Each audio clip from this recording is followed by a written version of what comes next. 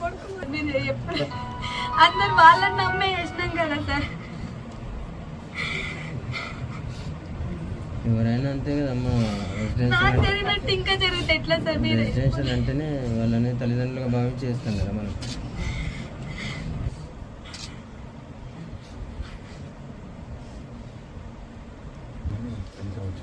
మాత్రం ధైర్యం అని కదా అన్నీ భరోసా అన్నీ ఉంటావా వస్తావా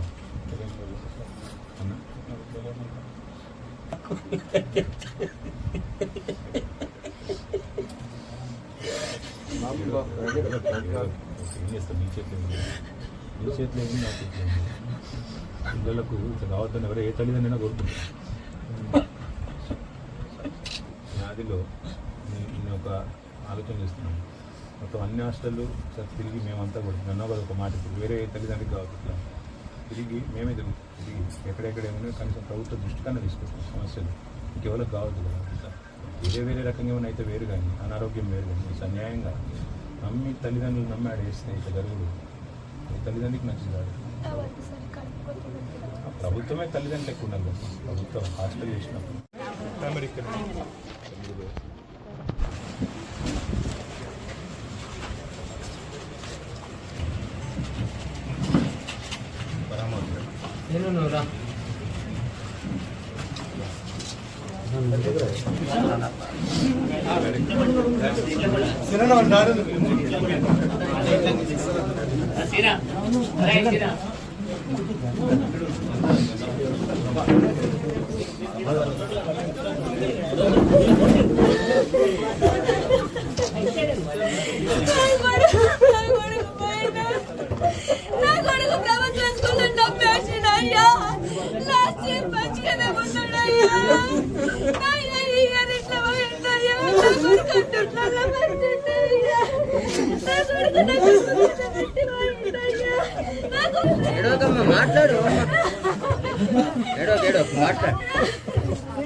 మాట్లాడమ్మా ఏడో పరీక్ష రాశాను వచ్చింది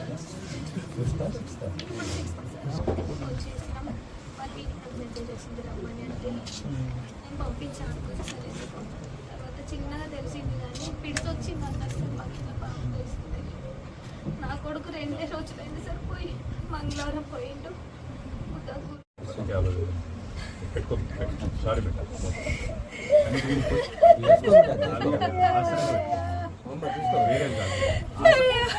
సారీ సారీ ఇంకా ప్రభుత్వం తరఫున ఇంకేమైనా చేపిస్తే కదా. సారీ కొడుకు జాబ్ చేస్తాం ఇంట్లో సంపాదించి పెట్టాలి అనుకోలేదయ్యా.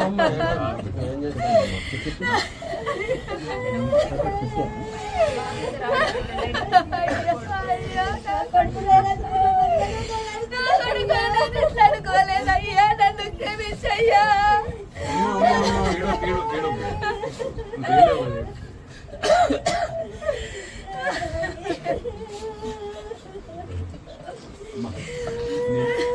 చెప్పినట్టు వేరే తల్లిదండ్రులకి ఇట్లా కావాలంటే నేను తిరుగుతాం. అందరం గట్టిగా తిరుగుతాం. ప్రభుత్వాన్ని గట్టిగా అడుగుతాం.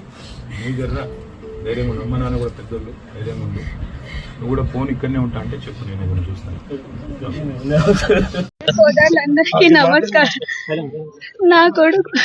నా కొడుకును ప్రభుత్వ పాఠశాలలో వేసిన. వాళ్ళే తల్లి తండ్రి అనుకొని వేసిన. నా కొడుకు చనిపోయింది సరే. నాలాంటి కడుపు కోత ఏ తల్లికి రావద్దయ్యా. నా లాంటి కడుపు కోత ఏ తల్లికి రాకుండా చర్యలు తీసుకోవాలని ప్రభుత్వాన్ని కోరుకుంటున్నాయ్యా.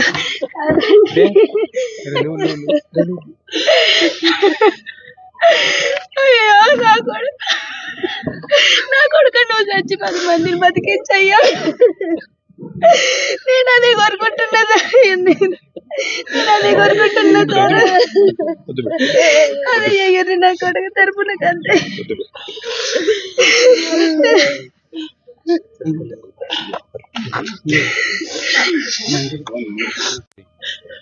6వ తరగతిలో మొన్ననే ఈ జూన్ మాసంలో అడుగుపెట్టి గత సంవత్సర కాలంగా కోరుట్ల ప్రభుత్వ పాఠశాలలో హాస్టల్లో చదువుతూ మరి దురదృష్టవశాత్తు నిజంగా కూడా అత్యంత బాధాకరమైన పరిస్థితుల్లో అక్కడ ఉండే అపరిశుభ్ర వాతావరణంలో చివరికి స్కూల్ ఆవరణలోకి పాములు రావడం వల్ల ఇవాళ ఒకరు కాదు ఇద్దరు విద్యార్థులు మరణించి మరొక విద్యార్థి విషమ పరిస్థితిలో ఉన్న ఒక బాధాకరమైన దురదృష్టకరమైన పరిస్థితి ఈరోజు రాష్ట్రంలో ఎంతోమంది తల్లిదండ్రుల కడుపు కోత కారణమవుతా ఉంది.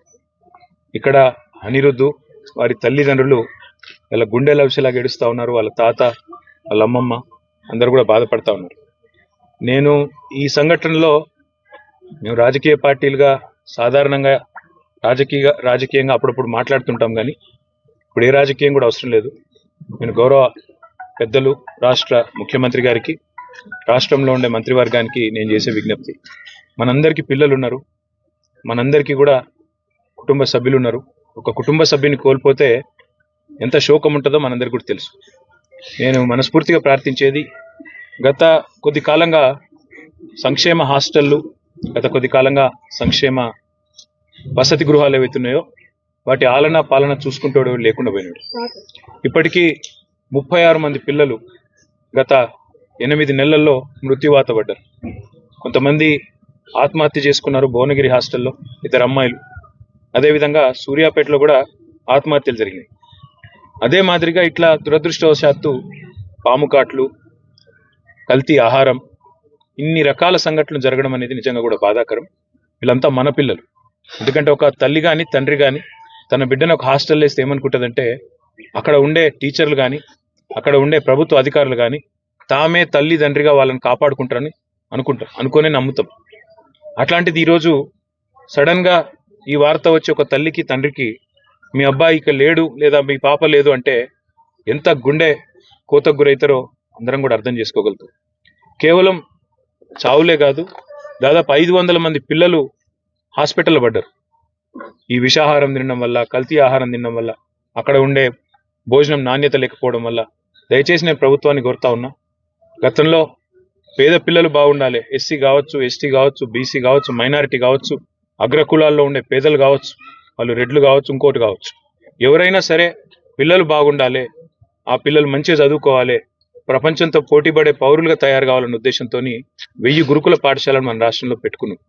వాటిని జూనియర్ కాలేజీలుగా అప్గ్రేడ్ చేసుకున్నాం. తర్వాత భవిష్యత్తులో వాటిని డిగ్రీ కాలేజీలు కూడా చేసి అవసరమైతే కేజీ నుంచి పీజీ దాకా ప్రభుత్వమే తల్లిదండ్రి లెక్క ఈ లక్షలాది మంది పిల్లల బాధ్యత తీసుకోవాలని చెప్పి ఒక బాధ్యతతో ఆలోచన. ఎందుకంటే ఇందులో రాజకీయాలు అవసరం లేదు. ఏదైనా దుర్ఘటన జరిగితే తప్పకుండా మానవత హృదయంతో ఆ 36 కుటుంబాలు ఏవైతే గుండె కోతకు గురైనాయో ఆ కుటుంబాలకు దయచేసి ఆదుకోండి. ఎందుకంటే వాళ్ళంతా పేద పిల్లలు, వాళ్ళ మీద గంపెడు ఆశలు పెట్టుకున్నారు తల్లిదండ్రులు. ఇందాక మా పార్టీ తరపున ఏదో నాకు చూచిన ఒక ఉడతా భక్తిగా కొంత సాయం అమ్మాయికి చేస్తే అమ్మాయి ఓ మాట అన్నది, అన్న మీరు నా కొడుకు చనిపోయిండు కానీ మరొక తల్లికి గుండె శోకం ఉండకుండా చూడండి అన్న, మీకు అవకాశం ఉంటే అని చెప్పింది. ఆ తల్లి చెప్పిన మాటల్లోంచే ఒక నిర్ణయం కూడా నేను తీసుకున్నా. మా పార్టీ తరపున పెద్దలు ఆర్ఎస్ ప్రవీణ్ కుమార్ గారు గతంలో అడిషనల్ డైరెక్టర్ జనరల్గా ఈ గురుకులాలకు సెక్రటరీగా కూడా వారు పనిచేస్తున్నారు. చాలా చక్కగా ఆయన ఆధ్వర్యంలో ఇవాళ మీరు ఎక్కడ పోయినా, మన నర్మాల పోయినా, బోనాల పోయినా, దుమాల పోయినా, ఎక్కడ పోయినా గురుకుల పాఠశాలలో ప్రవీణ్ కుమార్ పేరు ఇప్పటికి కూడా యాద్ చేస్తారు. తల్లిదండ్రులు ఇంకా కూడా యాద్ చేసుకుంటారు. ఆ ప్రవీణ్ కుమార్ గారి నేతృత్వంలో మా పార్టీ తరఫున ఒక అధ్యయన బృందం వేస్తుంది. వారిని కనీసం రాబోయే 4-5 రోజుల్లో ఒక 20-30 పాఠశాలలు తిరిగి అక్కడ ఉన్న లోపాలు, లోటుపాట్లు, వేరే ఉద్దేశం కాదు, మాకేం ఎవరిని తిట్టేది లేదు, ఎవరిని నిందించేది లేదు. దయచేసి ప్రభుత్వం దృష్టికి ఆ నివేదికను నిష్పక్షపాతంగా అందజేస్తాం. ప్రభుత్వం కూడా మేల్కోవాలి. వెంటనే అన్ని పాఠశాలల ఆవరణలు పరిశుభ్రం చేయాలి మొత్తం. ఎందుకంటే ఇప్పుడు వర్షాకాలం ఇది, మనం ఎంత సాఫ్ చేస్తే ఈ పాములు, తేళ్లు ఇవన్నీ పోతే అందరు చిన్న పిల్లలు ఆడుకుంటారు, బయట పోతారు. కొద్దిగా సందు దొరికిందంటే ఒక అర్ధగంట విరామం దొరికిందంటే బయట పోయి ఆడతారు. వాళ్ళకు పాపం అభం శుభం తెలియని వయసు, తల్లిదండ్రులు లేరు, పర్యవేక్షణ లేదు. కాబట్టి దయచేసి ప్రభుత్వాన్ని కోరేది, మేము ఒక కమిటీ వేసి ఆ రిపోర్ట్ మీకు సత్వరమే అందించే ప్రయత్నం చేస్తాం. మీరు కూడా బేషజానికి పోకండి. ఆ 36 కుటుంబాలు ఏవైతే పిల్లల్ని కోల్పోయినాయో వాళ్ళని ఆదుకోండి, కొంత సాయం చేయండి. వాళ్ళు ఏ పరిస్థితుల్లో తమ పిల్లల్ని హాస్టల్కి పంపినరో తెలుసుకోండి. కుదిరితే ఆ కుటుంబం నుంచి ఒకరికి ఉద్యోగం ఇవ్వండి, ఆ కుటుంబాన్ని నిలబెట్టండి. ఎందుకంటే ఒక పిల్లగాడి మీద, పిల్ల మీద గంపెడు ఆశలు ఉంటాయి తల్లిదండ్రులు. వాళ్ళు పెద్దగా అవుతారు, మమ్మల్ని చూసుకుంటారు, మా కుటుంబం పేరు నిలబెడతారు అనే ఒక ఆశ ఉంటుంది. ఇలా ఆశ వారితో పాటే పోతుంది. 500 మంది పిల్లలు విషాహారం తిని హాస్పిటల్ పాలైనారు. దయచేసి ఏం ఆహారం పెడుతున్నామో చూడండి, దగ్గరికి వెళ్ళి చూడండి. మనం ఇదివరకు కూడా చాలా సంఘటనలు చూసినాం. బాసరలో జరిగినప్పుడు, ట్రిపుల్ ఐటీలో, ఇంకా ఇతర చోట్ల కూడా మేము స్వయంగా పోయినాము, వాళ్ళతో కూర్చున్నాము, తిన్నాము. కనీసం కొంత భరోసా ఇచ్చే ప్రయత్నం చేసినాం. మీరు కూడా దయచేసి అధికారులను పంపండి. కలెక్టర్లు ఉన్నారు, ఐఏఎస్ అధికారులు ఉన్నారు, ఐపీఎస్ అధికారులు ఉన్నారు, హాస్టల్కి పంపండి. ఒక్కొక్కరిని అవసరమైతే 2-3 హాస్టల్ దత్తత తీసుకోమని చెప్పండి. వాళ్ళు కనీసం వారంలో ఒక రోజు సర్ప్రైజ్గా పోయి తినాలని చెప్పండి. అట్లా చెప్పినట్టయితే ఏమైందంటే పిల్లల ఆహారం విషయంలో ఎవరైనా పిచ్చి పిచ్చి చేస్తుంటే వాళ్ళు కూడా ఒళ్ళు దగ్గర పెట్టుకొని ప్రవర్తించే అవకాశం ఉంటుంది. దయచేసి మళ్ళొక్కసారి రిక్వెస్ట్ చేస్తా ఉన్నా, మీరు ప్రతి పాఠశాల ఆవరణ ఈజీఎస్ నిధులతో చేస్తారా, దేనితో చేస్తారా మీ ఇష్టం. మొదలు ఆవరణలన్నీ సాఫ్ చేయించండి. ఈ పాములు, తేళ్లు, ఇంకా ఇతరత్ర ఏమన్నా ఇబ్బందికరమైన పరిస్థితులు ఆడాడ తెలియకుండా ఏమైనా బాటిల్ వలిగి ఉన్నా ఇంకోటైనా పిల్లలకు రకరకాలుగా ఇబ్బందులు తలెత్తే ప్రమాదం ఉంటుంది. ఈ పిల్లలు మన పిల్లలు.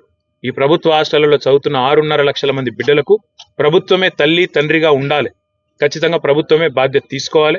మిమ్మల్ని నమ్మి మీ దగ్గర పిల్లల్ని పెడితే ఈ కడుపు శోకం మిగిల్చే పరిస్థితి అవుతున్నదో ఈ పరిస్థితి వెంటనే పోవాలని చెప్పి నేను రాష్ట్ర ప్రభుత్వాన్ని, చీఫ్ సెక్రటరీ గారిని, రాష్ట్ర ముఖ్యమంత్రి గారిని కోరుతూ మా ప్రభుత్వం మా పార్టీ తరఫున పెద్దలు ఆర్ఎస్ ప్రవీణ్ కుమార్ గారి నేతృత్వంలో ఒక కమిటీ వేసి ఆ కమిటీ ద్వారా కూడా కొన్ని సూచనలు చేస్తాం, నిర్మాణాత్మకమైన సూచనలు.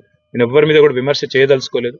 కేవలం ప్రభుత్వం ఈ బాధాకరమైన పరిస్థితిని మాత్రం గమనించి